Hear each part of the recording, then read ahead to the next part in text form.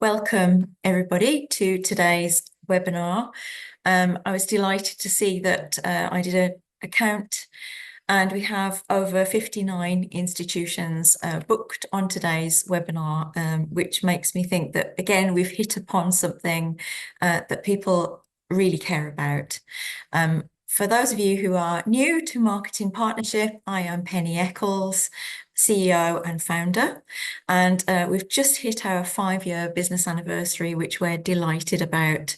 And we typically help universities to grow or nudge up their market share, particularly for home undergraduate recruitment. There's still a lot to play for, and a lot of different techniques that we can employ to help you to get that little bit further. It's a tricky old time in the cycle because we're wrapping up one recruitment year. In fact, we're probably still recruiting for one recruitment year whilst gathering applications for the next recruitment year. And you're probably thinking it is way too early to start talking about conversion. But I don't think it is, because what often happens is we get calls in January, February from institutions wanting support with conversion. And of course, we'd be delighted to talk to you, but I always can't help but think if you'd have just started 3 months earlier, just to go through the core checklist for your conversion activities, every pound that you'd have spent back in September, October would be worth more to your institution than it would be now in January, February. So the fact that you're here today suggests to me that you understand that too. So during the course of the next half hour, I'm going to share with you our 7 secrets to unlocking greater conversion. There are more than 7, and it took me quite a while to whittle it down, but it should give you an idea of the type of work that we do with clients and leave you with at least one thing to check when you get back to your desk, back to your work. So here we are in the cycle. We've got we're starting to steadily grow our applicant pool, and we know that becoming firm is never a guarantee. It never is. And indeed, there will be some people in your applicant pool who are fixed on another university. There, I've said it. And perhaps your institution is simply a filler choice on that UCAS form. It's inevitable. But there are still some mind changers, and quite a large proportion of your applicant pool I would deem to be mind changers. And even if you can influence conversion or your conversion rate by just 0.5%, that could mean a massive difference to the bottom line for your institution. So now is really the right time to start thinking about what you can do there. So I'm going to share with you my 7 traps to avoid, the 7 pitfalls when we're looking at the conversion cycle. And the key theme you will notice is friction. It is an 18-month, dare I say it, sales pipeline, the student recruitment journey. And there are so many opportunities to gain, but also lots of leaks in the student recruitment hosepipe. And these leaks are often represented by friction that we have inadvertently caused in that journey. So here are my top 7 traps to avoid. Number 1, please don't ghost your inquirers. If you've heard me speak before, you'll know that I talk a lot about the best converting universities that I've ever seen are the ones that invest in a pre-application relationship. So there are the universities that don't start conversing with their applicants from the point of application. They're the ones that have taken the time to build a relationship with their inquirers, who may well have been sitting in that CRM system 9 months in advance of that point of application. If you're not talking in great depth with your inquirer pool before they apply, believe me, your competitors are. And at the point of application, your competitors might be in quite a deep and trusting relationship with your applicants, and there is very little hope that they will consider you. So what are you doing to speak to and build a relationship with your precious inquiry pool? You still will have a number of people in your inquiry pool who have yet to apply. They are a gift to you, an absolute gift. So what are you doing to secure those bonds? Are you finding out what their goals are for going to higher education? Have you asked what societies and clubs they might be interested in? Are they really looking at your Christian Union Society, for example, or do they desperately want to join your law society and they want to know about it in advance? So don't ghost your inquirers, because your competitors are actively corresponding with them and finding out more about them and tapping into those desires, needs, goals to make sure that their inquirers see it as a good fit. Number two, one of our big pieces of consultancy we do with universities, and we're doing quite a lot of it now, is a stealing strategy, where we work closely with an academic subject area to delve further into what they can really do to improve their market share. And when we start working with a client, we have our own 6 health markers of student recruitment. One of those health markers is we look to see how many insurance choices you have in proportion to your firm choices. Now, a big red flag for us is if you have about as many insurance choices as you do as firm, and even worse if you have more insurance choices for a particular subject or area than you do as firm. That is one of our anti-health markers. So please do, when you go back to your desks, just check your subject areas to see if there are any of those natural insurance choices. Because if you are the natural insurance choice, 3 things. Number one, it won't deliver you many students in the end, because you are second choice. Many universities do not release their firm choices when it comes to confirmation. It's not the active source of recruitment that it once was. So to be insurance choice doesn't count for much anymore. And number 2, you might be insurance choice because your entry tariff, your entry requirements are the same as your competitors. But unfortunately, your prospective students see your offer as weaker than your competitors. So what are you doing to make your offer more attractive? But thirdly, and this is often the case, your entry tariff is just too low. You might be inadvertently positioning yourself, indeed forcing your applicants to pick you as the insurance choice. If you're not familiar with the process, which I'm sure many of you are, students are encouraged to pick a firm choice, which usually has high grades, and then an institution that asks for lower grades to insure them against not getting that firm choice. Hence the word insurance. So they have to pick a course that has lower grades.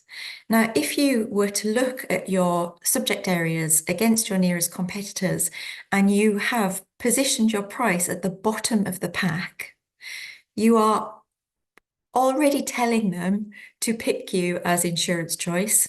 And you're also sending out a signal that perhaps you don't think your course is as good as the others. So really do look at that. Check your entry tariff against your competitor basket. However, a quick warning before I get on to trap number 3.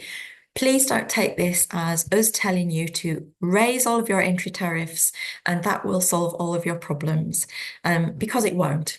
I'd be very cautious before I put my entry tariff at the top of my competitor basket unless I was sure that I offered something that was a standout offer against my competitors. And also, if you are looking to nudge up your entry tariff, your entry requirements, you must always think, on what basis are you increasing your price? Why are you asking for greater grades? What have you added to your offer? What money can't buy experiences have you added, whether that's new commercial partnerships, big brands that you work with, great placements, money can't buy experiences. You have to outline why you've increased that entry tariff. But for many universities, you are currently pricing yourself to be the insurance choice. Number 3, devolving the interview process. Now, I could talk at great length about interviews. Where appropriate, I'm a massive fan of interviews and auditions as part of the process. But here's a secret.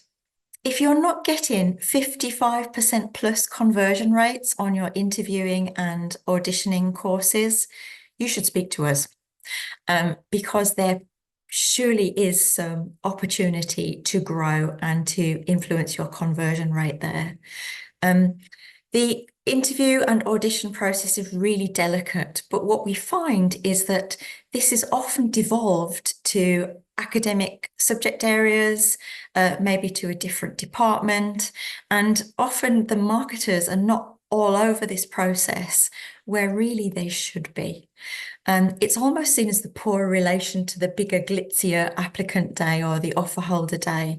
But in our experience, there isn't really enough thought going into the dates that you offer, the speed of offer to interview, systems to allow self-serve and self-cancel, and how just generally interviews are administered, the feedback process, the personalized follow-up, it's generally not there. There are so many opportunities to improve conversion rates for interviewing and auditioning courses, but it is really delicate and cannot be left to chance. One of your markers to look for is if you have a high withdrawal rate on your interviewing courses, you have opportunities to improve your conversion rate. Don't devolve the interview process, be all over it. Number 4, linked to interviews and auditions, one consequence perhaps of devolving the interview process elsewhere is that we don't always give a positive experience if we do reject students as a result of an audition or an interview or a portfolio. Yet we know that word of mouth is so important to future student recruitment activity. But we don't invest the time because we're moving on to the people we are offering to. We don't invest in the happy goodbye. But this is crucial because in our experience, and certainly UCAS tell us that students that often end up in clearing will go back to their initial 5 on their shortlist. And if you haven't given that happy goodbye when you've interviewed them, then they don't have that ready-made warm feeling to boomerang back to you. We call them the clearing boomerangs. It is often the neglected part, and often we don't see universities, if they have a high rejecting course, which is brilliant, have you set up a natural cascade course to capture those students that you would reject? And what does the cascade process look like? Or does it just look like, yeah, we don't want you, you could have this course, but never mind, see you. There's so much more to capture there and to improve conversion rates. Don't forget the happy goodbye. It could transform your fortunes in the main cycle and also gather more students for you when you get to clearing. We still often see interviewing courses end up in clearing, yet they've probably had the answer all along in the main cycle. Number 5, bit cryptic, but not prioritizing your first viewers. So a lot of our work is working with academic colleagues to help them to deliver their open day and their applicant day pitches, because often as an academic colleague, I think you feel a little bit helpless and you want to make a difference to the student recruitment outcomes of your course, but often academic colleagues aren't sufficiently briefed on what are the good markers of an open day session or an applicant day session.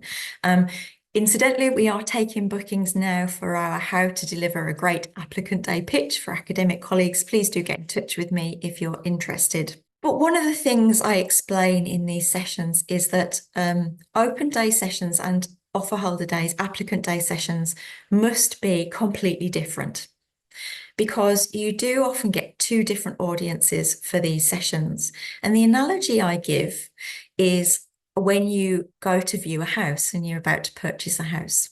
The traditional way of buying a house is that you have a first viewing, and then you have a second viewing if you're really interested and you're about to sign on the dotted line and buy that house.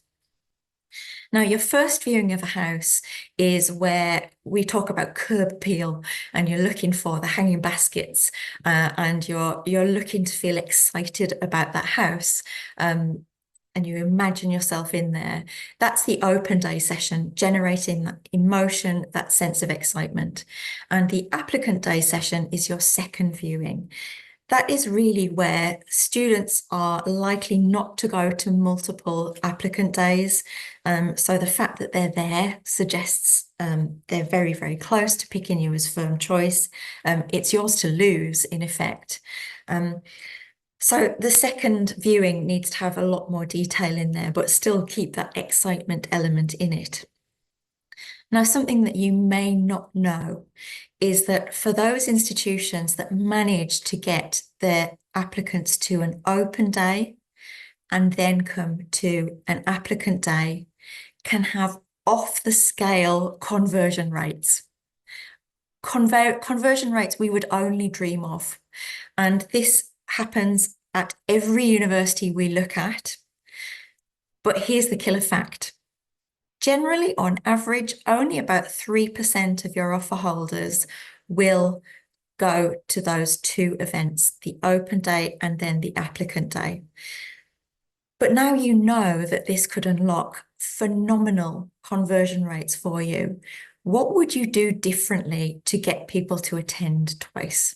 And more importantly, what will you do differently at your forthcoming applicant days to identify those people that you've already seen earlier in the cycle at an open day to treat them as VIPs?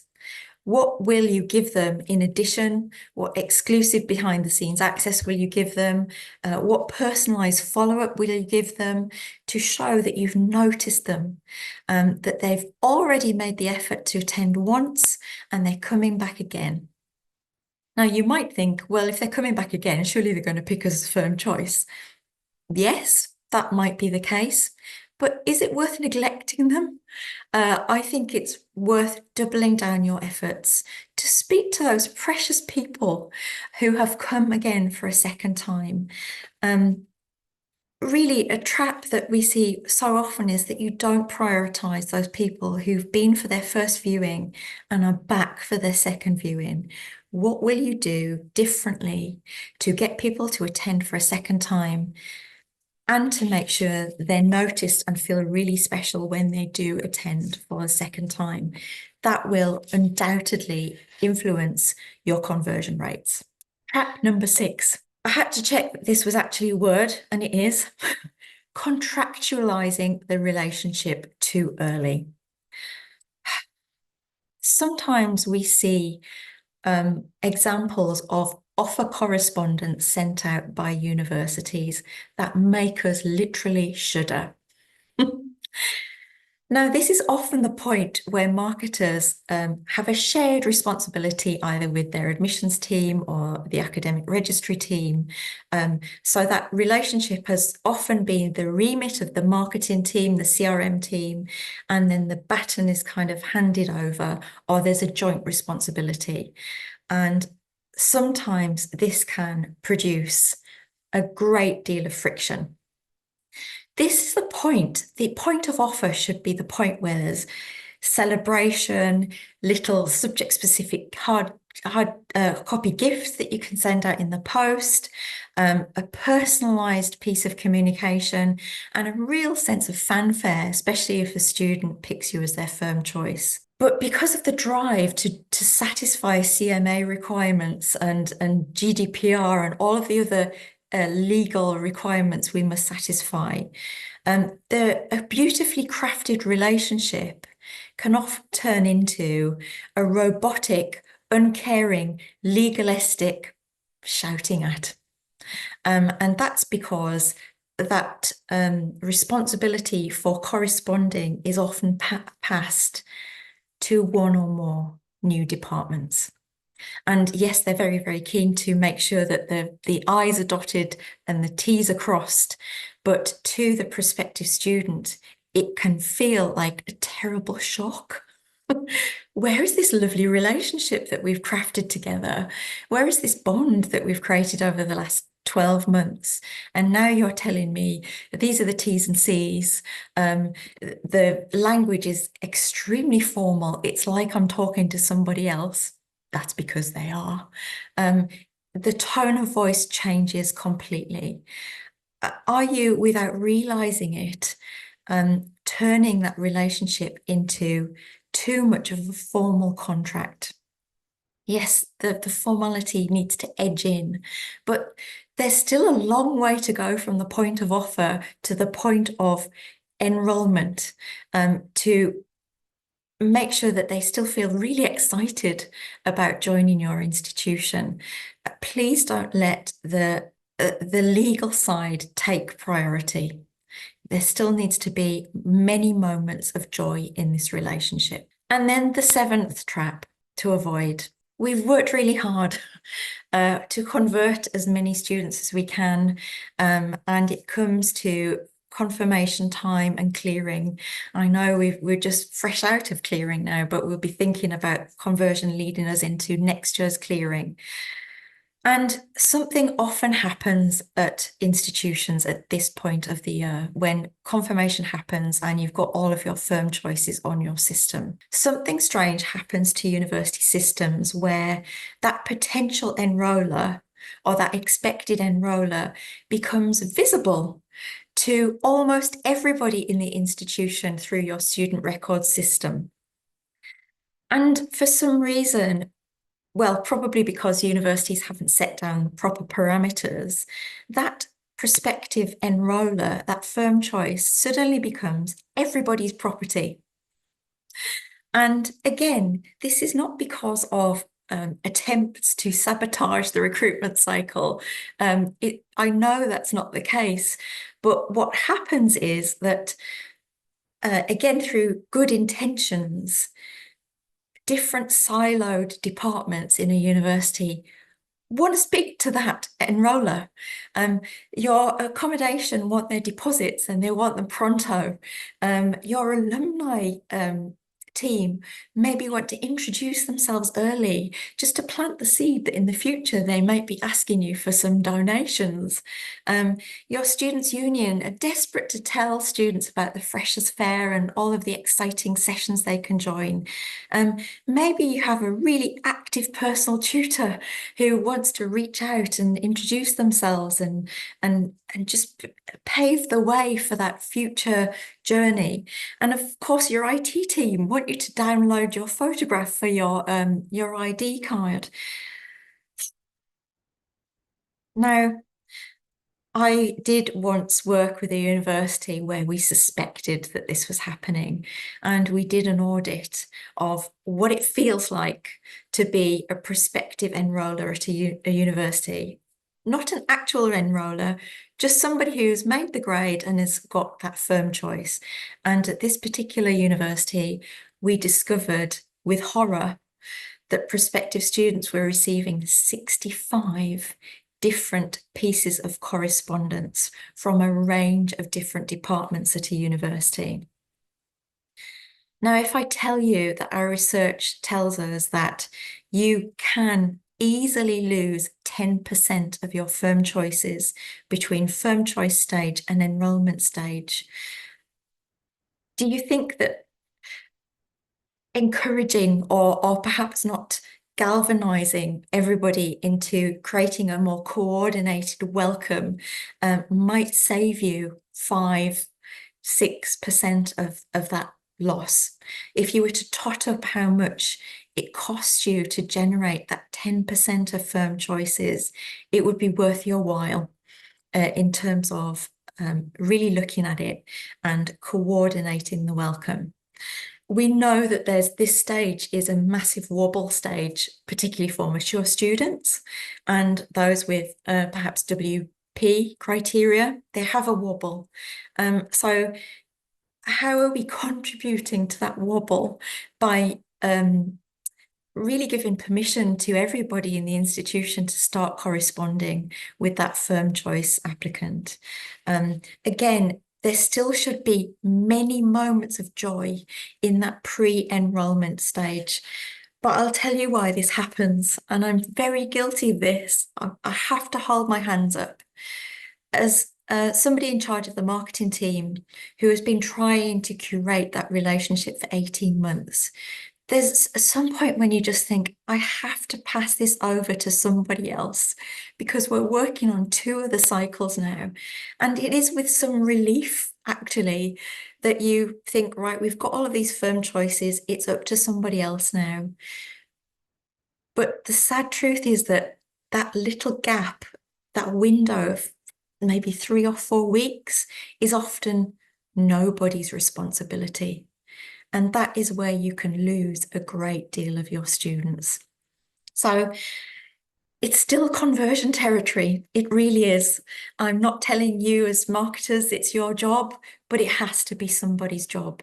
And it has to have executive level ownership for people to really care and to make sure that those students that are prone to wobbling actually still feel confident and excited enough to join your institution.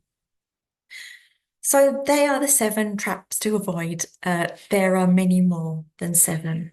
But if I were to summarize what I've been talking about, it is identifying and prioritizing the moments that matter. We've been doing this now for 5 years in our business. We help institutions prioritize the moments that matter because you don't have infinite time and resources. And yes, you could come up with so many ideas, but don't prioritize the ideas that will not produce those students that you really want in your institution. It is a delicate, careful process. And if you were to survey students, I know everybody does decliner surveys, you would never come up with these answers because people act in subconscious ways. They're looking for subconscious cues to filter out your university or to include your university and to become that prime firm choice position. But often prospective students don't really know, they can't pinpoint what it was that caused them to decline you or pick you as second best. But hopefully during the course of this webinar, you've picked up some things that you might investigate a little further. And if you are interested in working with us further, there are 5 things that you could do to work with us right now. You could book that applicant day, how to deliver a great applicant day pitch for your academic colleagues. We'd get great feedback for this.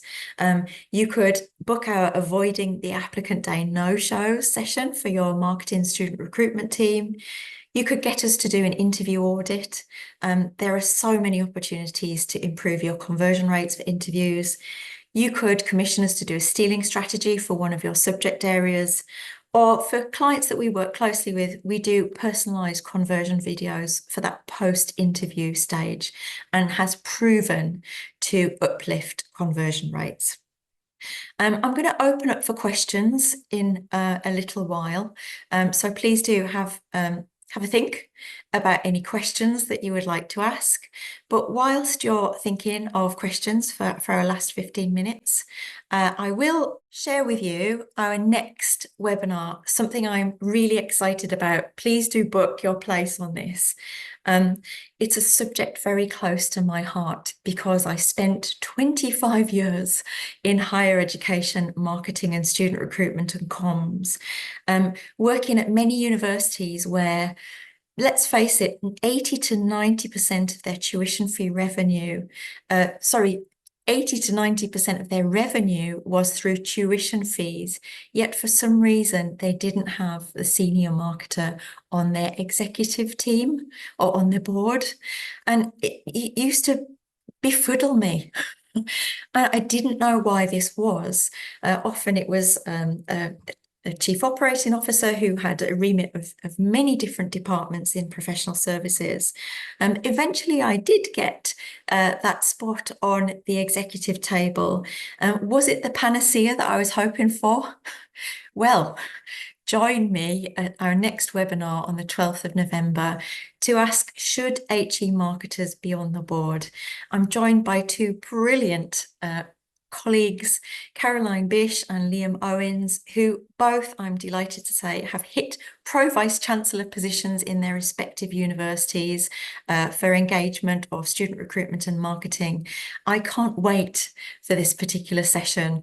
Please do join me if you're interested in this also, or if you're an aspiring executive member at a university, should HE marketers be on the board? Join me. So hopefully by now I have some questions, which I'll take now. Oh, great first question. Is it not better to be an insurance than nothing at all? Yes, marginally. But really, if we'd have been doing this webinar 10 years ago, you could have safely picked up 30% of your intake from insurance choices. It was that good. But it just doesn't happen anymore.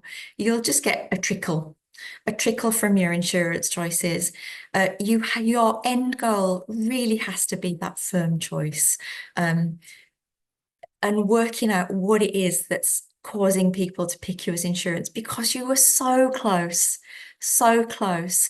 It's just such a shame to be in that insurance spot, and can often be dealt with. Stealing strategies are the things that can really work there. Will the recording be available? Yes, it will. If you've joined us today, you will be receiving the recording. Next question. Do you have any suggestions for how you overcome the macro factors? For instance, when students are willing to travel to an institution, even if your programs are subjectively better.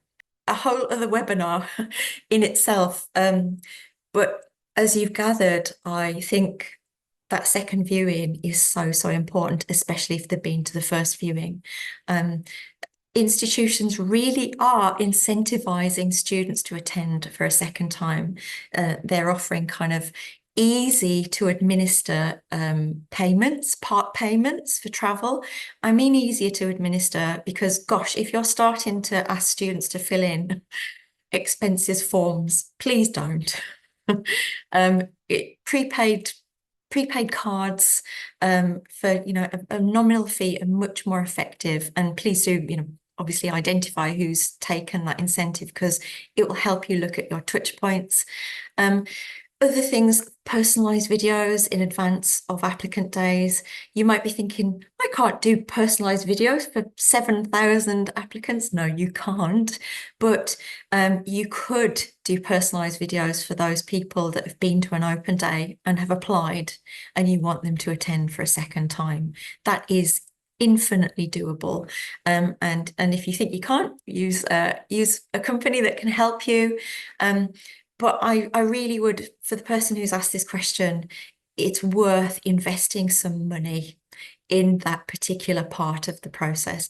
And also, I have to say it, that don't just assume that your academic subject sessions are brilliant for applicant days. And that is through no fault of the academic colleague.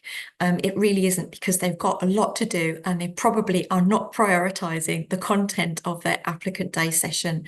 But the stronger that applicant day session, the stronger your conversion rate will be. And I have multiple stats to prove that. Another colleague, thanks, Penny. Thoughts on conducting interviews on the same day as open days?